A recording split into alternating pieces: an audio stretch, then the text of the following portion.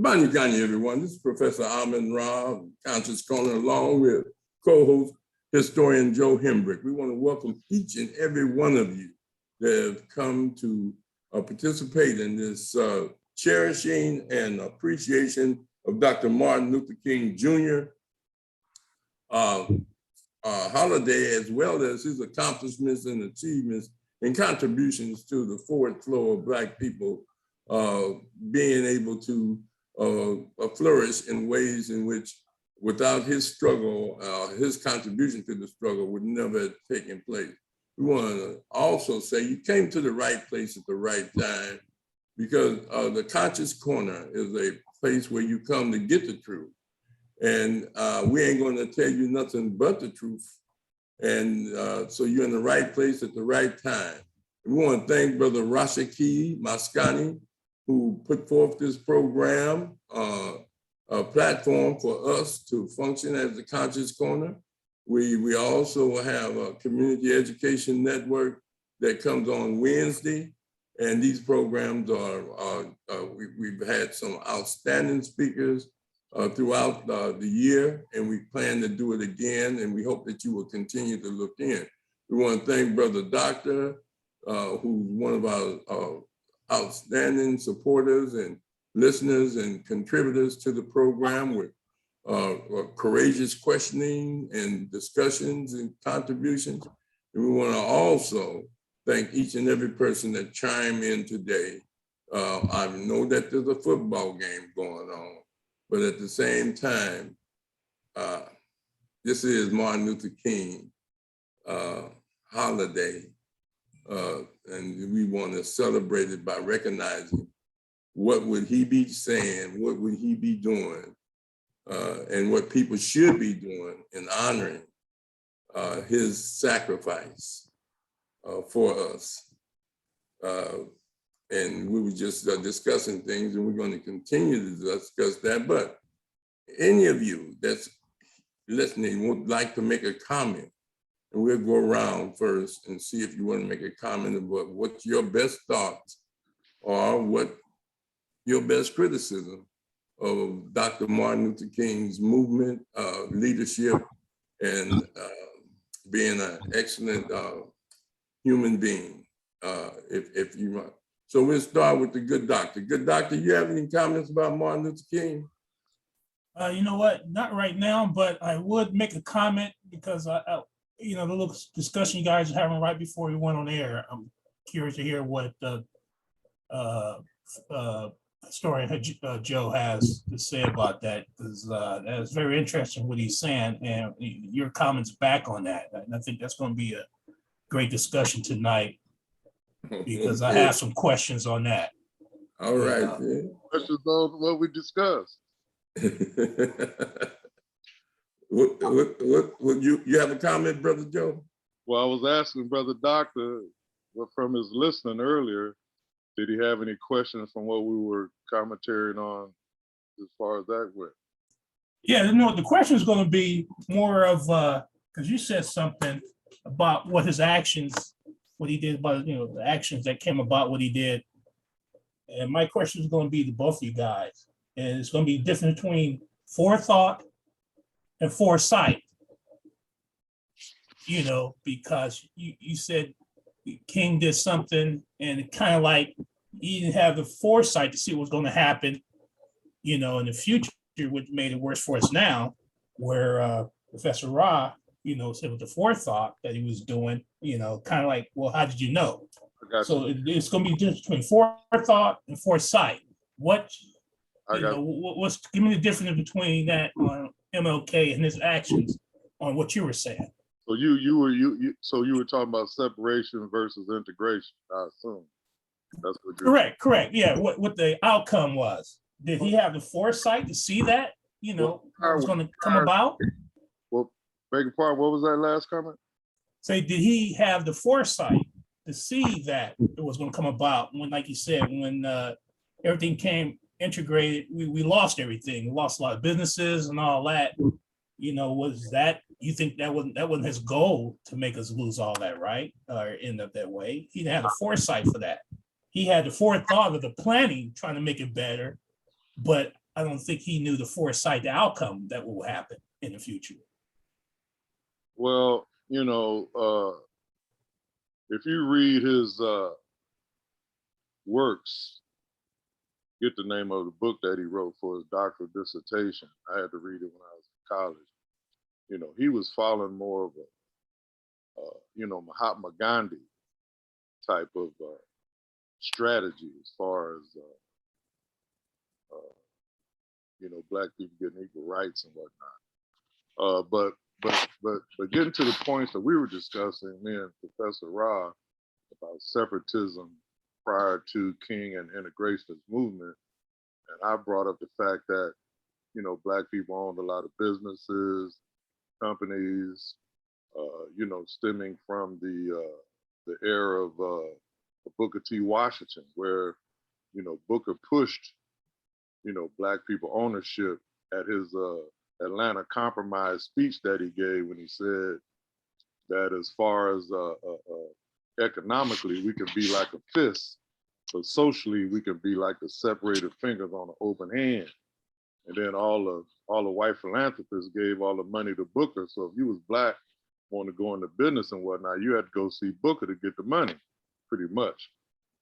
And so during that time, Black people thrived. We had brick yards, lumber yards, hotels, restaurants, all this kind of stuff, because we couldn't live around those other folks, which I don't want to live around them today. I wish I could go to some of these businesses of my own people.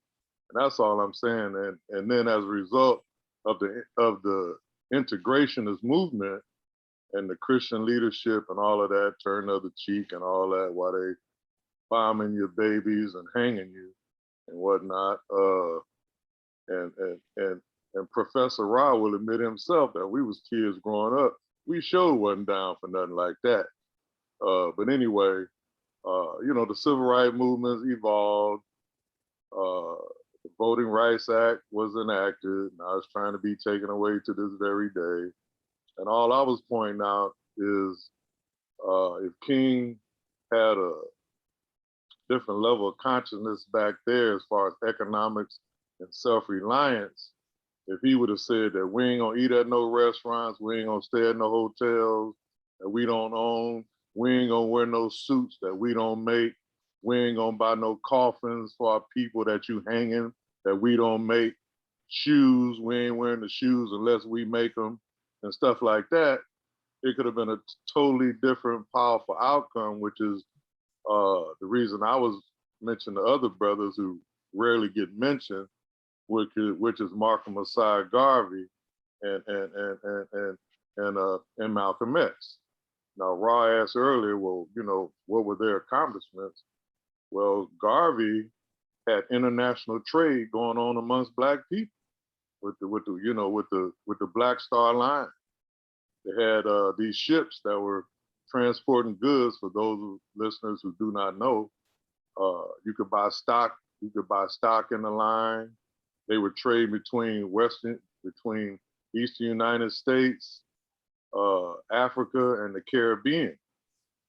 That's the trade they had going on as far as products. Then they had a lot of infiltration, like what they do all the time, and got a bunch of people in there that was crooks to kind of mess the whole thing up. But that was a great achievement on Garvey's part and his Universal Negro Association. As far as Malcolm, actually Malcolm built the nation. People in the nation don't want to admit to that because of the fallout, but prior to Malcolm coming on board, the Nation of Islam wasn't nowhere near as large as it became after Malcolm, put his, footprint on it, so to speak. So we were just discussing those type of things, and I was just bringing up the point that I've been waiting on for the other two brothers to get their recognition that most African Americans fail to give them, like they do, the brother, Martin Luther King, which all three of them made sacrifices, and I hope I answered some of your questions there, Brother Doctor. Doc, before you respond, I want to just say this.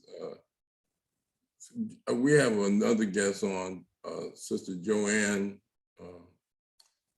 Perry Frazier, and she is alumni Centennial, one of the premier persons in the Centenets, as well as a successful business professional who has raised her children, and all of them are successful. And so I wanted to give her a chance to see if she had any comments about Martin Luther King. So Joanne, are you still there? You're on mute. You got it your hand up. Okay, but that's all right. I'm on mute, but I can't talk right now, so I'll talk later. How's that? All right then, Joe. Okay, thanks. All right. All right.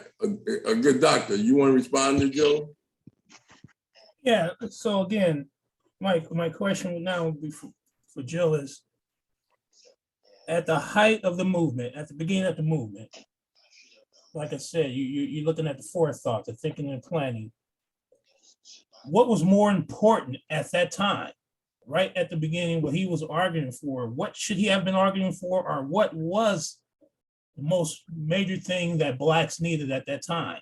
Because you just said, don't wear the, suits, we didn't make it, and don't do this, don't do that. Was that the most important thing at the time? Because I don't know. So tell me, what was the most important thing at the time, right at the beginning of the civil rights for Black people?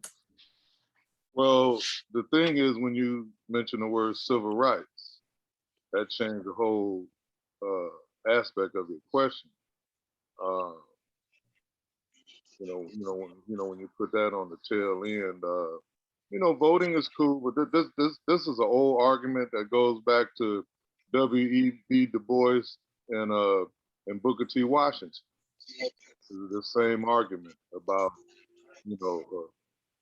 us thriving for economic development and whatnot versus the political aspects.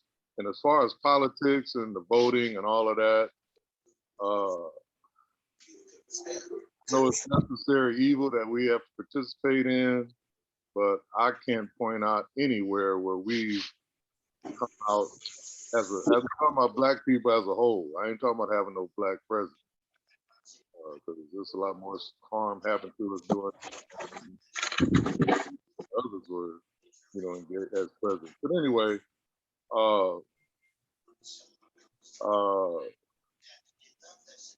what do you think we need more today right now, Brother Doctor? You think we need more voting rights, or do we need, some economic development? I know in the past, you've always talked about the economic aspect and, what we can do if some brothers to put together $100,000 each and what we could do. Well, this is the stuff that I'm talking about that was being done prior to, this integration, Southern Christian Leadership Conference movement. That was my question. What, because like you said, we're talking about King. I just want to know what was the most important thing at that time, because like you said, you're thinking he should have went a different way, or the actions that he did hurt us. So I just want to know what was the most important thing that he should have done, or should have, as a group, as a whole, that we needed. Was, like you said, we didn't need really voting rights. We didn't need to be treated equally. What was it? Because I don't know. What was the most important thing that we needed back then? Well, I guess it depends on where you were at the time, where you were living. What was your social economic condition? Well, where were you living at? Opposed to LA versus Selma, Alabama. I can't answer that for everyone about what was most important, but I know we have acquired those things that he was inspiring Black people to gravitate to. But what has happened on the other end? Let me chime in a little bit for just a minute. Martin Luther King Jr. is probably one of the most prolific and most feared person by the FBI. What Edgar J. Hoover said, Martin Luther King was one of the most dangerous men at the time of his living. Martin Luther King was middle class. He came from a big church out of Atlanta and went down to Montgomery to take over a church. He had a car. He didn't have to fight for people to get on a bus. He fought for desegregation and the humiliation and the oppression of segregation. See, people look at integration as if there were no laws against it. You know, people mixed illegally. But, you know, they had Black people in their houses cleaning it, and they were some interracial miscegenation and things of this nature, but there were actually laws that said Black people had to give up their seat on a bus. You know how humiliating that is? There were laws that you couldn't drink from a fountain that white folks drunk at. There were laws that said that if you went to the movies, you had to go up into the balcony somewhere. There were laws that created the Black businesses because Black people were congregated among Black people. So they formed their own businesses and communities because of segregation. What Kingdom was for was not against Black businesses. They were against white oppression, and he fought against laws because white folks was doing stuff like this immunity thing for police. That's why this man thought he could get away with killing George Floyd, because they've been killing Black people all the time. Why are you mad now? You know, I mean, you go back to Emmett Till, but even that, even the Emmett Till killing, even the bombing of the churches, and even that. Here's a man that was arrested at least 7 or 8 times, put in prison. Martin Luther King, house bombed 5 times, different times. Character assassinated, spied on by the FBI. If, you know, to prevent him from being an effective person as far as his ability to mobilize people toward a moral and ethical agenda of equality. And that he said this: I don't want to be brothers with white folks by law. I just want them to be our brothers by brothers. That's a profound statement. The humiliation of the nonviolent movement as a tactic, as a strategy, that was the nonviolence in demonstrations and in protests. According to Kwame Ture, Stokely Carmichael, once they bombed King House a couple of times, he had a gun. King was born Michael King.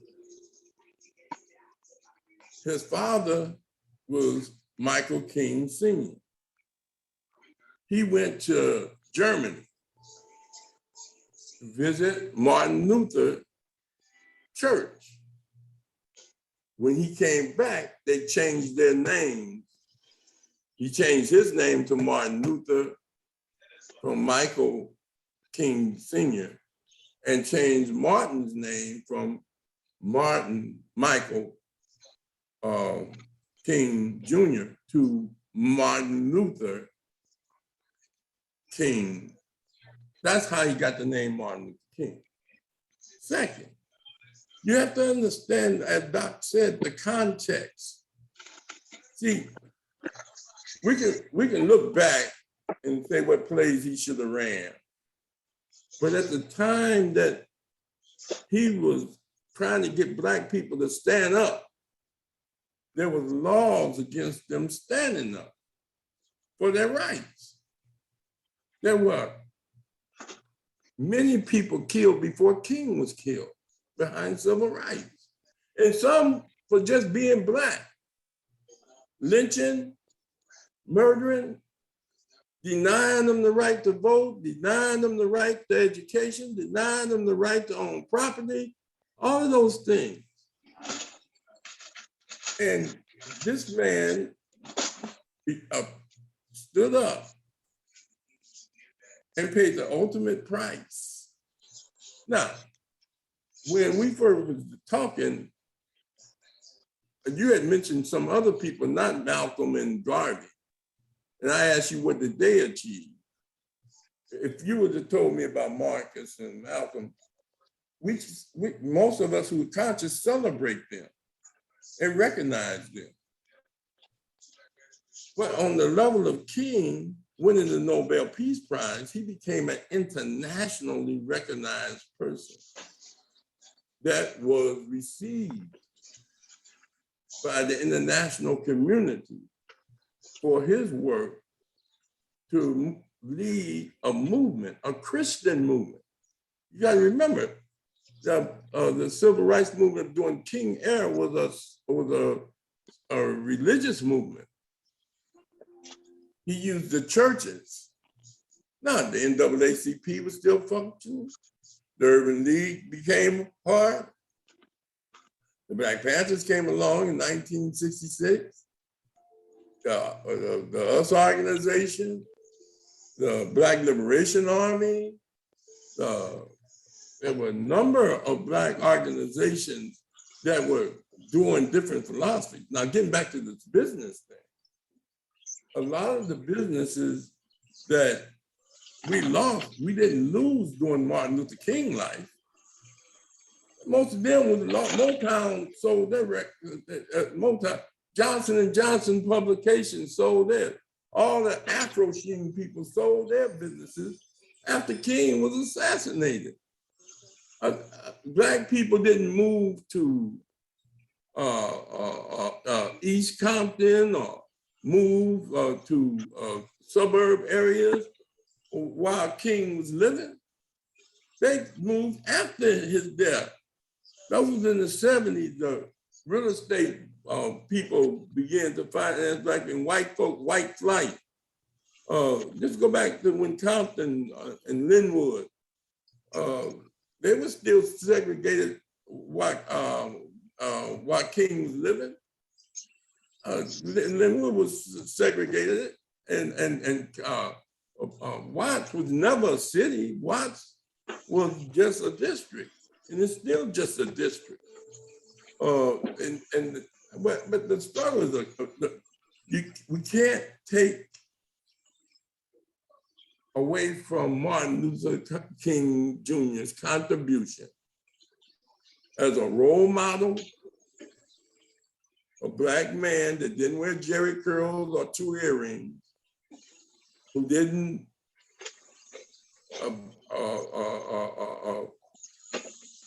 participate in devilish behavior, running around with white women on both sides of him. He took a position. He was a father, he was a husband, he was a straight A student in school. He skipped in the 12th grade. He entered college at 15. He got his master's degree at 19, was ordained a minister at 19. Got his PhD at 25. Won the Nobel Peace Prize at 35. I mean, I don't know. I mean, those are some profound achievements. Just building the Southern Christian Leadership Conference, the Montgomery Improvement Association. That inspired other Black people to get involved in the movement.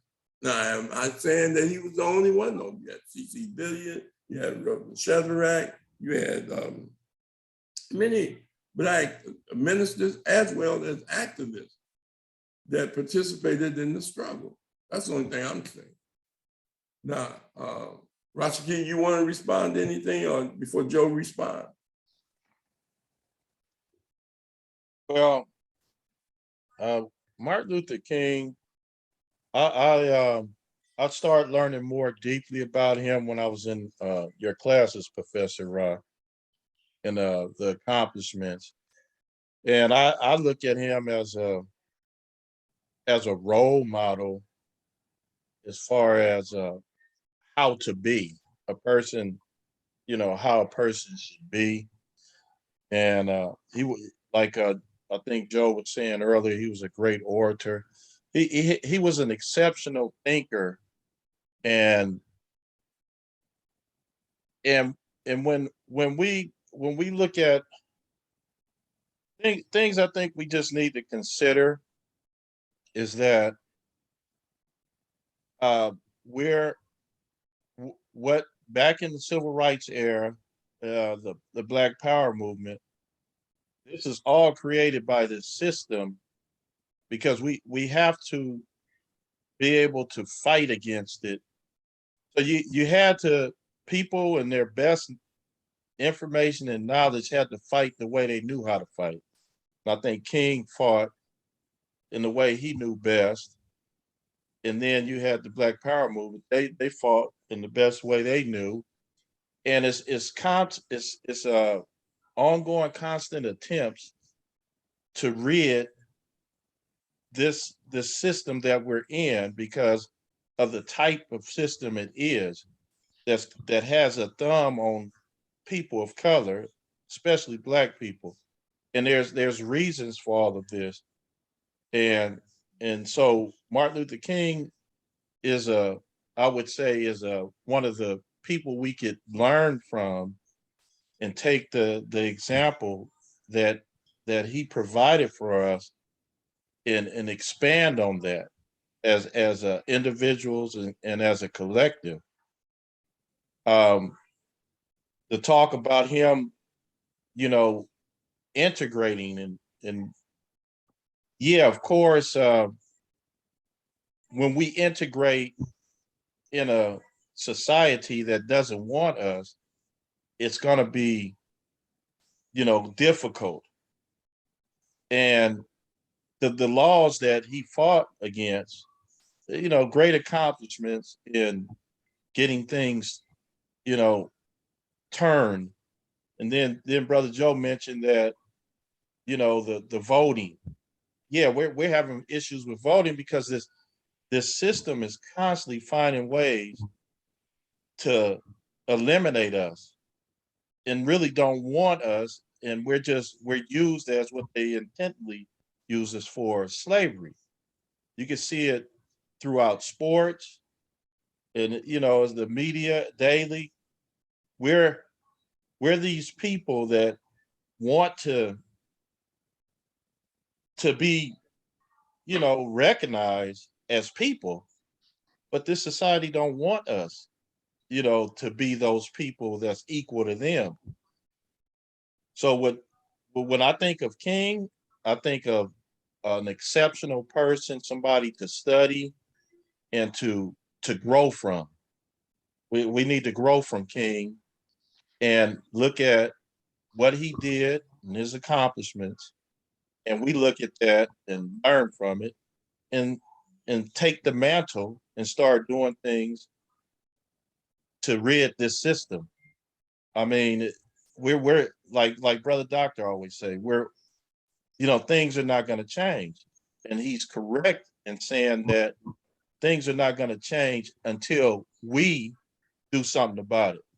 So, I mean, I admire King and all of his accomplishments and his leadership. And we need to study him and become a student like he was of life. So that's just a few things I was thinking about. Well, Joe, you want to respond? Maybe the sister's ready to. Go ahead. Are you ready? No, not yet. I don't think she's ready yet. But go ahead, Joe. CP, I'm sorry. I mean, I'm sorry. I'm preparing my mom's meal, but I'm listening to you guys. So keep Okay, talking. then. Go ahead, Joe. Well, I'm not taking away from the brother's accomplishment. I kind of can't agree with the mindset that he went along with. For example, his father, going over to Germany, wherever it was, to change their name to change their name to a European man. I don't know what's up with that. But if they'd have came back with an African name or something, then I wonder how the story would have went. And my thing is, as long as just like the Atlanta Compromise with Booker T, if you go along with the parts that they want you to go along with, you'll get their backing, you'll get their money and all that. Just like a lot of people don't know, Elijah Muhammad was getting money from the Ku Klux Klan because he was talking separation. So whatever the European mindset is that you identify with, they'll promote you. They'll kind of back you. As far as the civil rights movement and what was going on back then, I have to take a view of Malcolm. Malcolm wasn't about civil rights. Malcolm was talking about human rights and taking America to the United Nations behind human rights. About the right to be a man on this earth, in this society, in this day, and which we intend to bring into existence by any means necessary. And opposed to the Christian thing of turn the other cheek and letting them lock you up and all of that. I don't know. I just couldn't be with that. Still not with that. And that's just me. That's just my opinion. I don't have to be right. I'm just giving a historical perspective on things. And as far as the economic situation, there's a lot that we need to be doing, but us doing it ourselves and not looking for money from, outside entities like the government. Well, it's enough Black people right in the Western Hemisphere and on the planet to get it done. But anyway, the brother accomplished some things. He was a great orator. I just wanted to give credence to the people who laid the foundation, before he stepped out there, like Vernon Johns and some of William Blyden and those radical ministers of the 1880s, which King's father probably was hip to. King's father was one of the first Black people that the government started to spy on. Was Martin Luther King's father. So I can imagine what he was going through as a kid, knowing that, eyes was on his dad, stuff his dad might have been doing. But anyway, that was it. I don't want to take away from the brother. I just like the other two brothers to get more acknowledgement outside of the conscious community, because that seems to be the only ones that do, honor them. But when it comes to King, it's more than just the Christian community, it's the conscious community also. So that's my only point. And there was two parts to the Black liberation movement. There was the civil rights movement, and there was the Black nationalist movement or Black cultural movement. They both were complementary to each other. They were going at the same time. People could choose which one they want to go with. At the time that King introduced nonviolence as a tactic to move towards desegregation and breaking down the laws and exposing the hypocrisy of America to the world, turning water holes on children and just violating the basic things that they go around saying that they're trying to get other countries to do, and they're not practicing it. This was a very unique. At the time, nonviolence is something that we try to tell kids today. Don't fight in school. Don't fight your brothers and sisters. Don't rob and steal and I mean, from your community and burglarize your brothers and sisters. So we teach nonviolence towards ourselves and toward our property and personal things. They were dealing with nonviolence as a strategy they weren't the only ones that had strategies.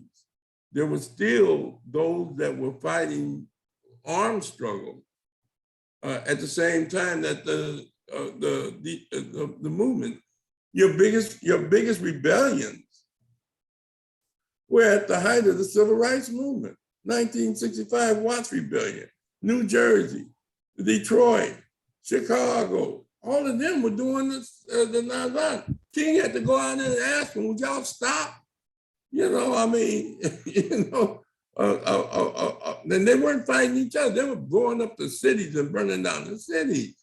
So to think that King was the only movement, no, there were a lot of Black people. There was a lot of Black businesses flourishing. Sepia, Ebony, all of them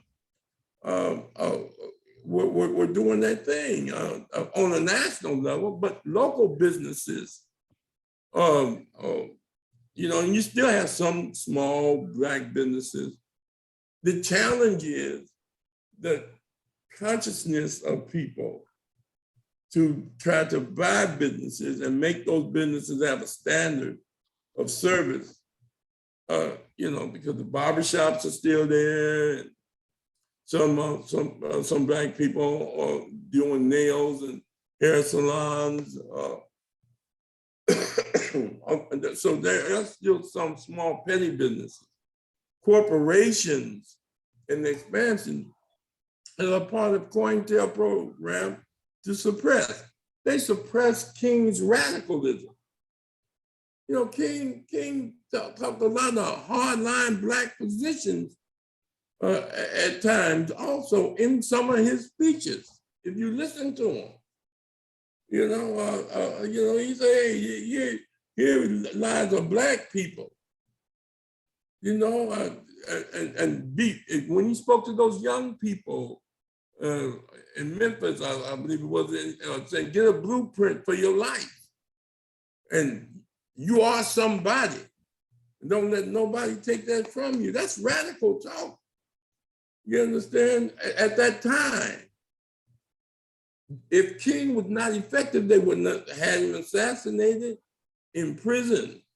And what about the lady that stabbed him, a sister? I mean, he said if he breathed, he would have died. I mean, this is why they celebrate him. They celebrate him because, first of all, his speech at the March on Washington was not, I have a dream. His speech is America wrote a bad check. Mahalia Jackson asked him when he was coming to the end of his speech, tell him about the dream, Martin. They got this all on tape. And then he added it. He put his speech down. George Raveling got a copy of it, of his notes, of his speech. And then none of it had anything about a dream in it. They want to reduce King to a dreamer instead of an activist. He dreamed. No, he was an activist. He was a strong activist. Listen, I learned to admire him because I know how much strength it takes to be nonviolent, not to respond and to organize people as a strategy and as a tactic, to ask them to put their lives on the line and put your own life on the line with these vicious people that he was up against. If you look at some of the marches and the white people that were lined up taunting them, I mean, James Meredith was walking by himself almost, and they shot him. And then Kingdom led a demonstration. That's how the Black Power movement came about, the March Against Fear. they were up against stuff that in the deep South, it's easy for us in California and what, yeah. But if you're living back there, where they find black bodies on trees and in swamps and that never been solved in the courts. You usually could travel to the South and you're gonna get a ticket. They had to follow the man all the way to the courthouse to pay the ticket.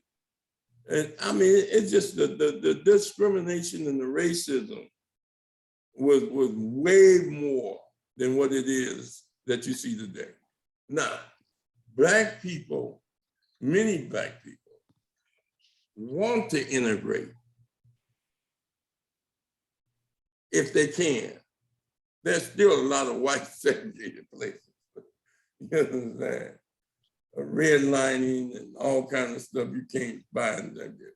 But Black people like to, I'm move. That's a choice. Choice to move in a predominantly white neighborhood and things of this nature. That's a choice if you can get in and if they let you in. But my point is that in celebrating King, as Ozzy said about Malcolm, we're not just celebrating King, we're celebrating the best in ourselves also.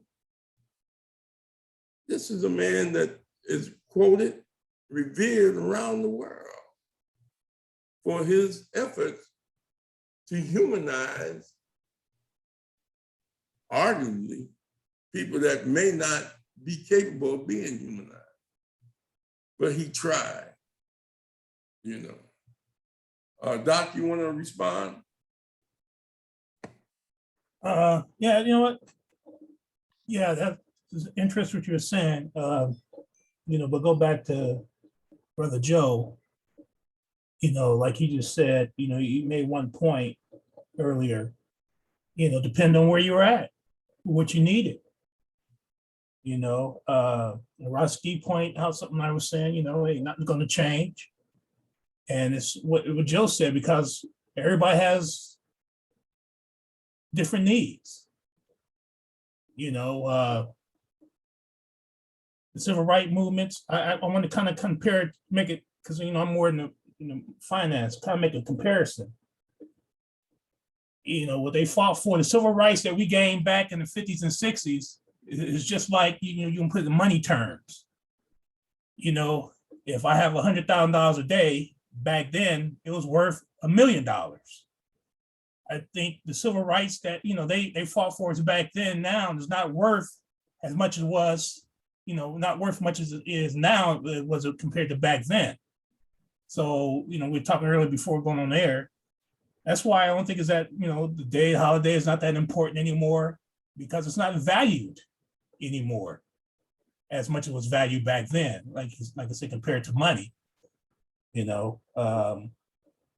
but you and Joe made some good points. It's a lot of thought you got to give out to, like I said, if you want to fight, fight, what's more important is it more important to be able to ride anywhere on the bus, to have to drink at the same fountain, or is it more important to have your own stuff, your own bus, your own fountain? It's hard to say.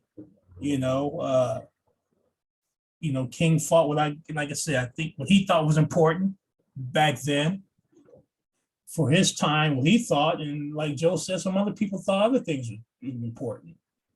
And until we come on that common ground, we can come to one common need where everybody can get on board. I think nothing's gonna ever change, man, because we're all gonna have our different means. Like now, like we was talking about business, Joe brought up business. I'm lucky that I made some good investments in the past. Just lucky. I made a lot of money. I lost a lot of money. When I've been there with people that want to go in business, and we're gonna go here buy this business, go with 5 other guys. I show up and no one else shows up with the money. I'm sitting here with the business owner waiting to buy this business and no one else shows up, with their part. You know, we all see things differently. And I think that's one of our main problems. We just see everybody has a little different opinion on things, man. And I don't think that's why, I think that's why nothing's gonna ever change, man, for us. We get these little small victories here and there, but for the most part, man, we're always gonna be like this, man. We're always gonna have these little struggles because we're not all on the same level. We all don't think it's like. It's just like you said, Professor Rahh, some people just want to be liked by white people. They just want to be liked by white people. And like brother Joe, man, I'd rather I'd rather be able to do my own thing. I don't need to be liked by them. Just let me have my own way, my own thing. And we have those differences, so nothing's gonna ever change, man. So. Well, Joe, you want to respond? Well, Doc, I've been hearing you say nothing that was going to change on quite a few shows. I just like to hope something can change, but I know what brings change is what goes on between them two ears, you know, as far as our people are concerned. And as far as the businesses go, I know exactly what you're talking about. I just had a bunch of work done on my house. I was taking bids from people. And, you know, the job ran into several $1,000s. So I got a couple of Latinos came through and gave me a quote. A couple of brothers was supposed to. They never showed up. And I ended up going with this Asian guy. I watched them with my own eyes do a neighbor's property, which convinced me about them. So I hear what you're saying on that. That's a part of our character and integrity that we need to straighten out. And I think that stems from, you know, the plantation. Because basically, you're talking about the field Negro versus the house Negro to a degree. You know, wanting to be liked and, you know, naming yourself after them and wanting to live where they are and not wanting to be around your own people. So we have a ways to go. I'm still hopeful. It might not happen in my lifetime, but if I keep, you know, sowing the seeds that I sow and showing Black people that it was a time where you did, you know, farly exceed, you know, where you are today. You know, you ran the world, you ran countries. You were the first one here before anybody else, you know, and if we know our history and, you know, when the Europeans say go back to Africa, say we came here before you. Why don't you go back to Europe? You know, but when you don't know, they can sway your thought processes. And that's all I don't know, King is held up. I know I don't want to deal with the man's integrity or whatnot, but as far as how righteous he was and all of that, there's another spin on that. I can't verify it. It's just talking in movies and a couple of books, the same sort of spin that was kind of not like Elijah Muhammad, but in a different perspective as far as being this righteous man. But anyway, you know, everybody got a little something in the closet.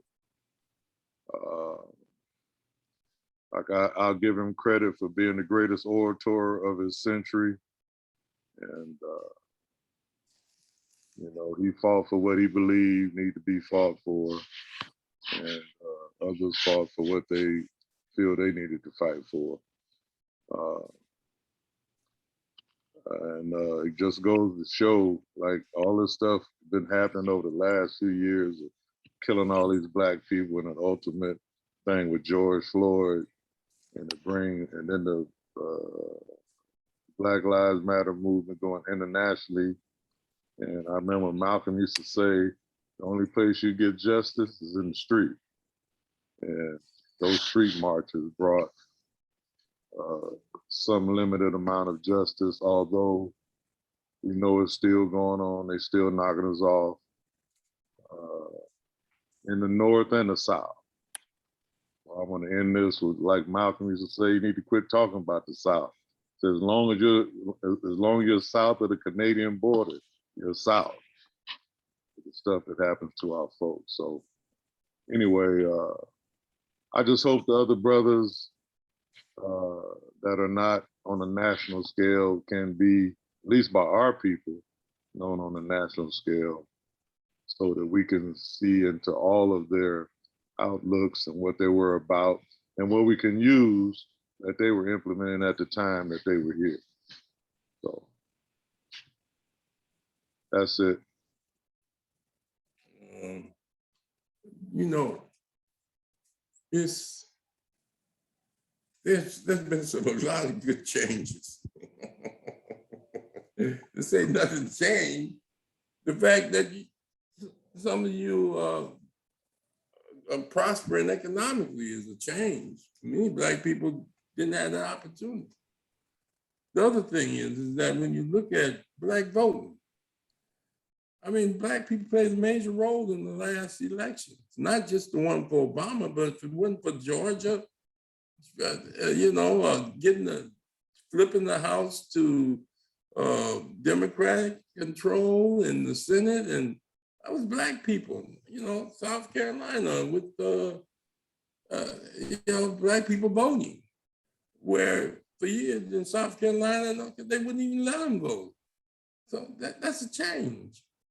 More Black people registered to vote than in history, and a lot of them participate in fighting for the right to vote because it affects them locally, not just in national elections, school boards and college boards and supervisors and mayors. You got Black mayors now. You got Black Congress people. In 1970, there wasn't but, I think it was what they said, 300 Black elected officials. Now you got 3,000. That ain't a lot, but it's progress. The same thing with housing. I mean, at one time, Black people couldn't move where they wanted to move. They had it in Judge Rehnquist, a Supreme Court justice and Chief Justice, when they was evaluating him to be considered for the Supreme Court. They found out that in his deed of his property in San Francisco, don't sell my property. This was in the contract. You can't sell my property to a Jew or a Black person. But he still got elected to the judge. You got to go back to a lot of these court rulings, Supreme Court rulings, that affects us. We have to participate because we live here. And black people suffering is a global thing. So wherever we suffering, we should be concerned. You can say, well, where? Depends on where you're at. If a Black person is being abused because they're Black, then we should always be concerned and be always involved in seeking justice and fair treatment to our people. Well, my brothers and sisters.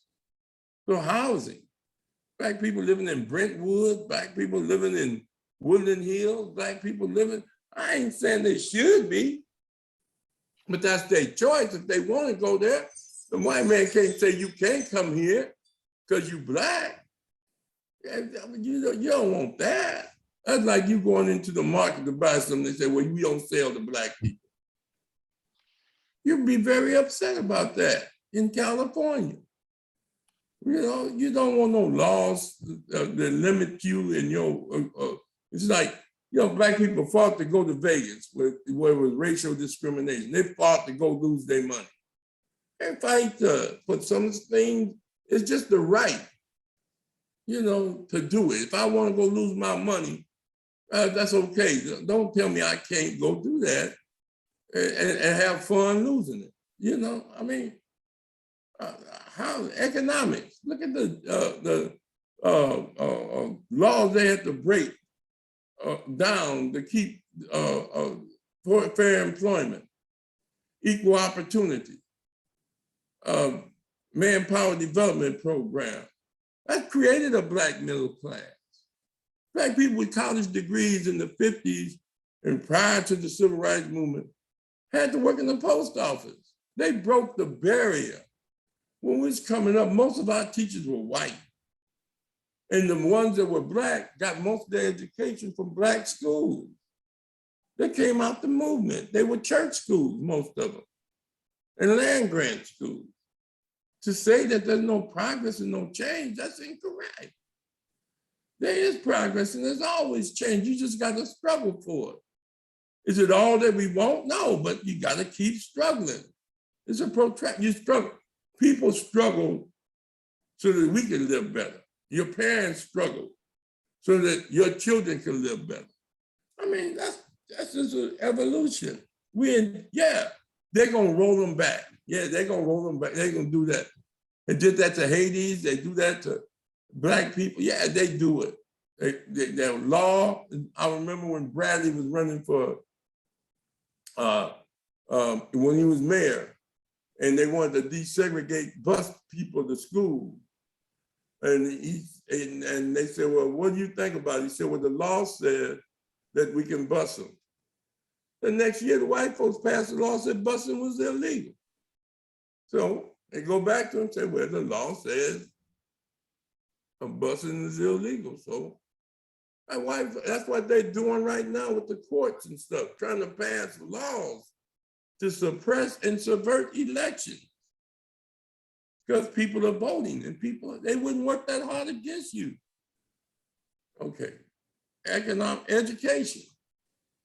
I mean, I'm against Black people accepting the Rhodes Scholar. Cecil Rhodes killed a lot of Black people in Africa. Joe knows that. They named the country after him, Rhodesia.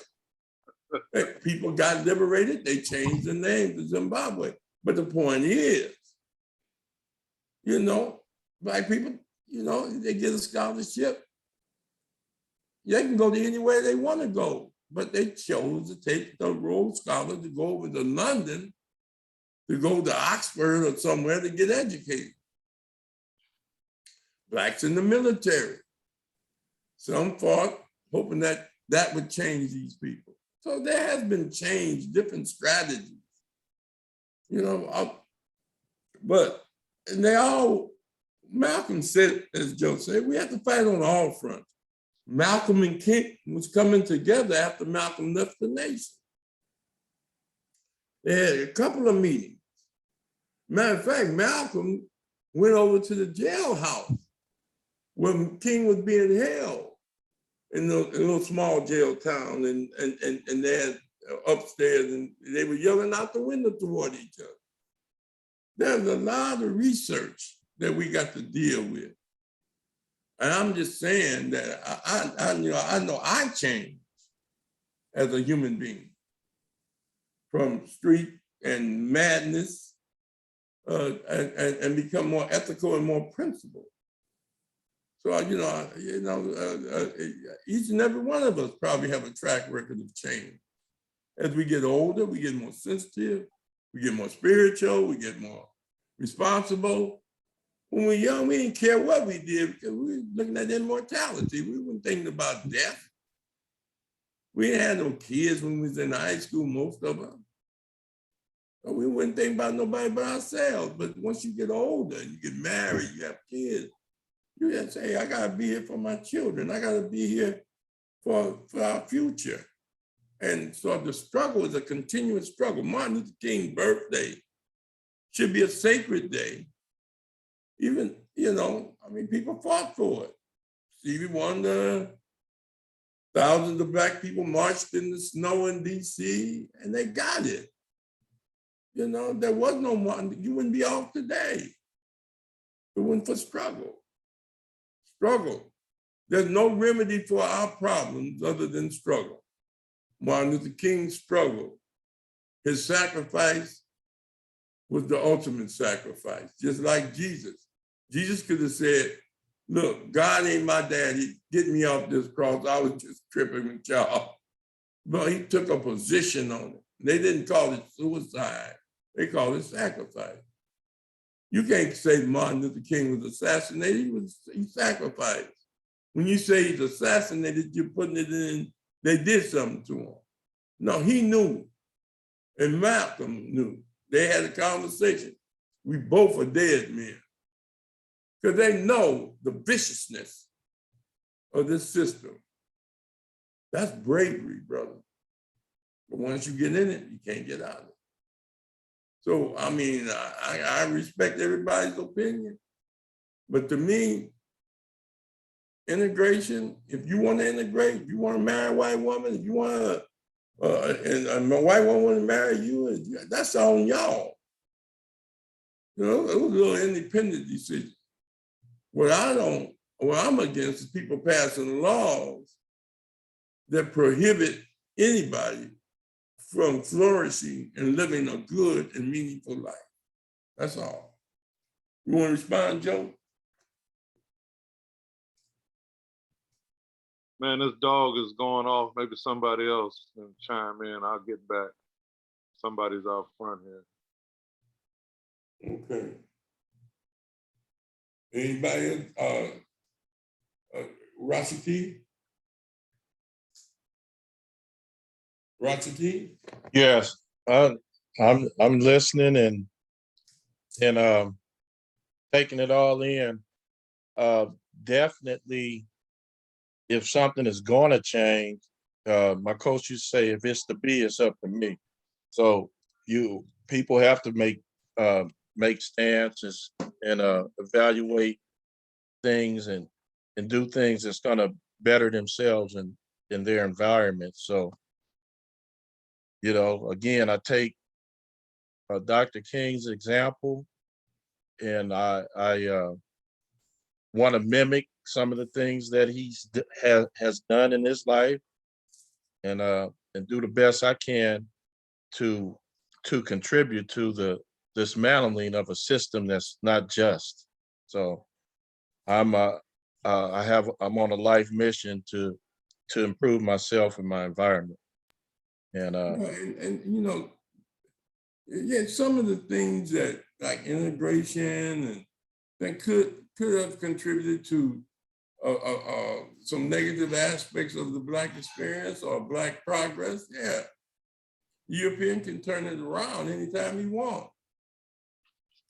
But the strategy was to make life better for Black people. The purpose, the direction was to make life better for Black people in this country and in the world.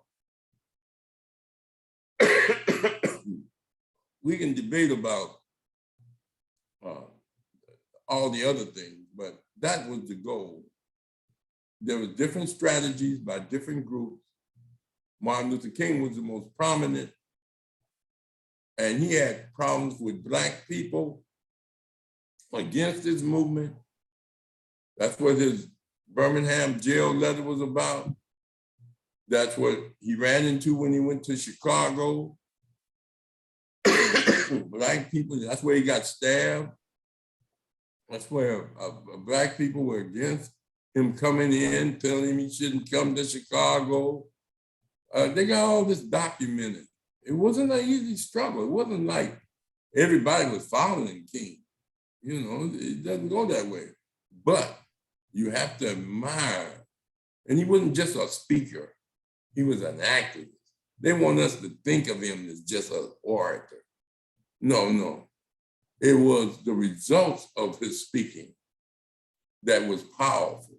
It galvanized thousands and thousands of people. And he used the white man religion against the white man. Joe, you want to respond?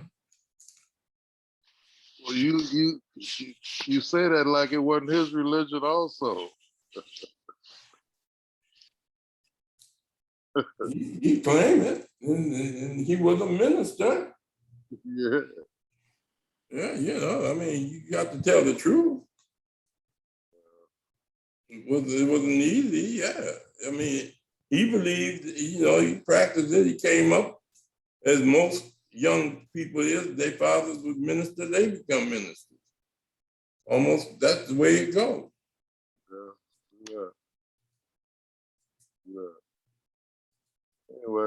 anyway, As far as this faith, you got to admit that he practiced it, and it took to get people to do what he asked them to do.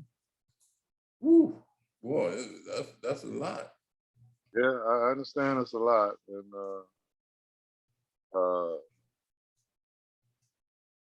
kind of through with my commentary on that this evening.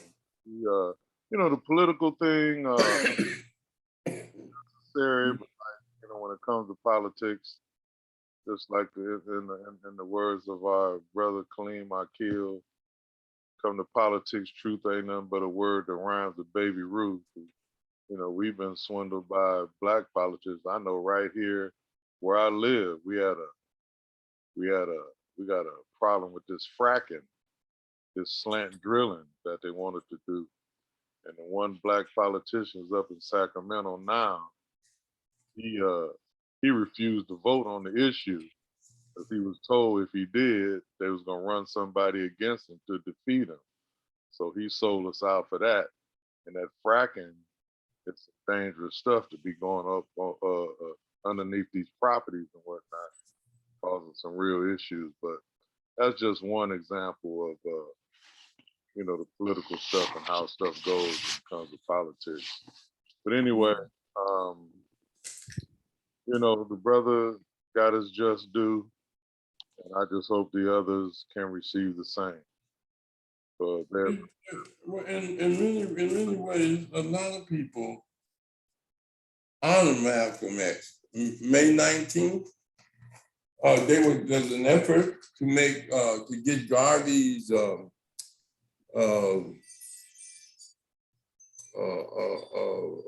pardon. They tried to get Obama to do it, but he wouldn't do it. There was an effort to get a pardon for Marcus Garvey for them trumped up charges. Many black people, there's still people that recognize that, call Garvey Queen Mother Moore. We had Marcus Garvey's son at Compton College, 1992 or 91, at a Black Consciousness Conference at Compton College we put on. We had Marcus Garvey's son come, and he was trying to revitalize the Universal Negro Improvement Association. And so, Garvey did a lot of good things. Malcolm did a lot of good things. We built a BSU at Compton College based on Malcolm X's album, Ballad to the Bullet, and Malcolm Speaks to the Grassroots. Me, Earl Frazier, Joe Frazier, Michael Daniels, Walter Taylor, Marla Maru or something, she went to Compton High. We all formed it. The first BSU at Compton College that led to the first Black president of Compton College, Abel Sykes. You think they appreciate that? No. But we didn't do it for them to appreciate it. We did it because it was the right thing to do. And I'm just saying that, I've been in this struggle a long time and fighting for Black people, handing out food, doing all kind of stuff. Brother, it ain't easy, brother. It's not easy to get people to see their role in the struggle. If you told me grown men would be walking around with 2 earrings on and fighting for mere space and getting their eyebrows done and eyelashes on, I can't get disappointed. I can't stop the struggle because of a few that choose to live their lives the way they want to live them. What can you say? You just keep on, you keep struggling. The struggle is for human and social justice, not just in America, but in the African diaspora, wherever Africans are. You understand? We are. They're my brothers and sisters. May they be in Brazil, may they be on the continent, may they be on the islands, wherever Black people are. They're my brothers and sisters. ethnic, racial brothers and sisters. Doc, you have any closing comments? Now, you made some good points. Last thing I would just like to say, you know, and I feel like I'm going on the Brother Joe side, but sometimes, you know, we think changes happen for the best for us, but then you got to look at it. Is it best for us or best for them? I mean, all the civil rights movement, everything that just passed, who benefit the most? Them or us? Who's still making the most money? Who's still controlling all the businesses? Yeah, we got a little victory, but you know, you got to look at it. Did they make those changes for us to better themselves? Or, you know, or did we really get something to better us? Was this all done for them or done for us? In my opinion, this all was done for them. They came out ahead of all the civil rights movement. They came out ahead. They still got everything. They still laughing all the way to the bank. So, you know, yeah, we, like I said, we get a little small victories here and there, but, you know, when they enact laws and give us a little something, you have to think about it. Are they doing this to better themselves? Because like I said, it comes down to, like I said at the beginning, forethought, the foresight. They have the foresight. We have the forethought. You know, we're in the now, you know, we think about now and they think about the future. I think everything that we accomplished, they saw that coming, knowing, hey, giving them this because it's going to benefit us in the end, you know, and so I didn't contribute tonight. I'd like to make a comment, chime in on what Doc was saying. And this is this, you know, when you talk about economics and our people in the diaspora, you know, Black people, you know, we make about 1 billion people on this planet, okay? And the European is just a trickle.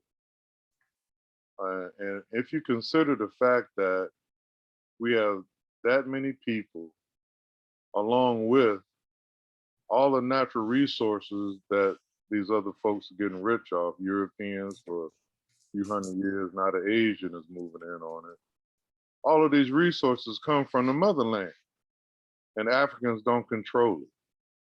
So with the people we have, the resources that we have in the ground, and the amount of technology that our people have from different educational experiences and military and science and the space thing and all of that, if we had a mindset to be putting us first in what we do, taking some from Trump, you know, we could blow the lid off this whole thing. But like I said, it all stems from what's in between them ears.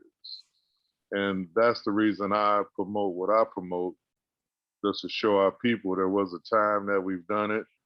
And you know that if you did it once before, you can do it again.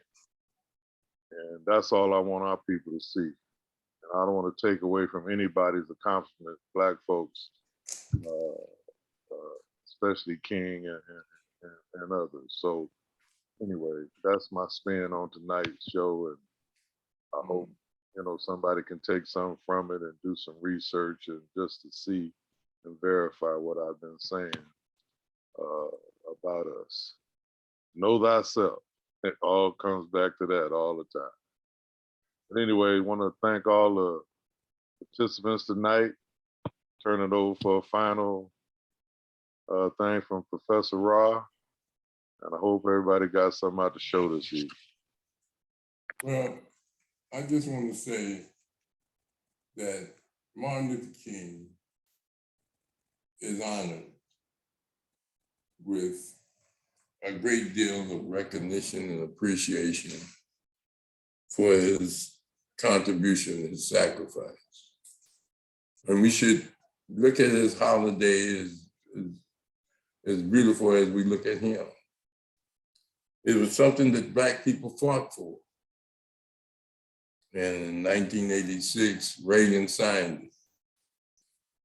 It's a beautiful thing to know that some of our people appreciate the struggles that many of our people have participated in.